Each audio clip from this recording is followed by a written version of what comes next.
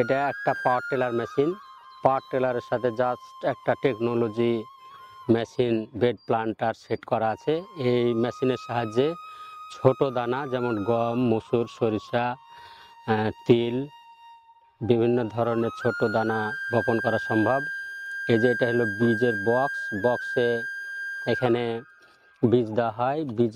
বীজে পাইপ দিয়ে পড়ে, এখানে দুইটা লাইন হয় 20 সেন্টিমিটার দূরত্ব ছোট দানার জন্যে। আর এটা হলো বেড। তারপরে এই নিচে ফাল আছে, ফালে চাষ হয় এবং এই বেড দ্বারা মাটি উঁচু হয়। আর এই যে এখানে ফাল আছে, এই যে বসেন, ফালের সাহায্যে যে চাষ হয়, এই যে চাষ হয় এবং মই হয়। আর এই এটা হচ্ছে ফারো ওপেনার, এটা বীজ পড়ার যন্ত্র, এই আর কি।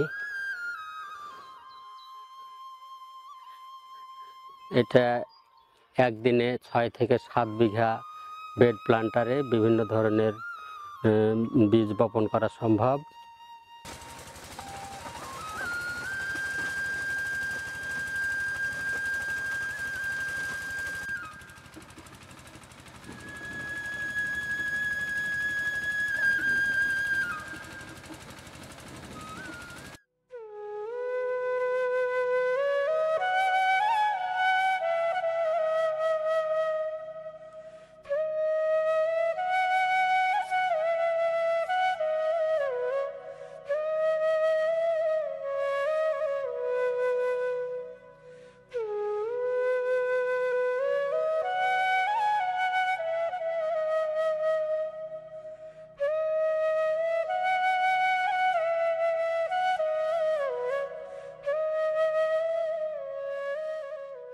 এখানে সি সাকসেস প্রজেক্টের কার্যক্রম গত 2022 সাল থেকে মাঠে শুরু করেছি।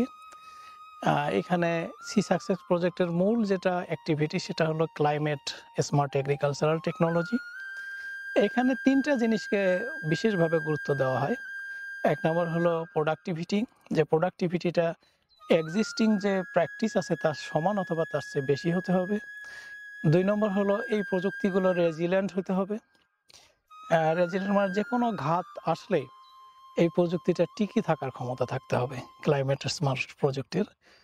আর নাম্বার 3 হলো এটা কম ইমিশন করবে, মানে ক্লাইমেট যে চেঞ্জের ক্ষেত্রে যে গ্যাসগুলো আছে যেমন কার্বন ডাইঅক্সাইড বা আদার্স যে গ্যাসগুলো, এগুলো কম ইমিশন করবে।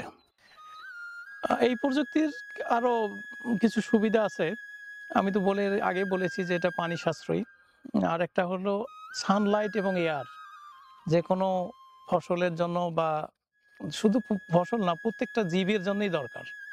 সূর্যকে আসলে শক্তির উৎস বলা হয়। তা এই বেডে করাতে একটা বেড থেকে আরেকটা বেডের একটা ফাঁকা থাকে, যার জন্য প্রত্যেকটা গাছেই সূর্যের আলো এবং বাতাস পায় এবং ফটোসিনথেসিস ভালো হয়।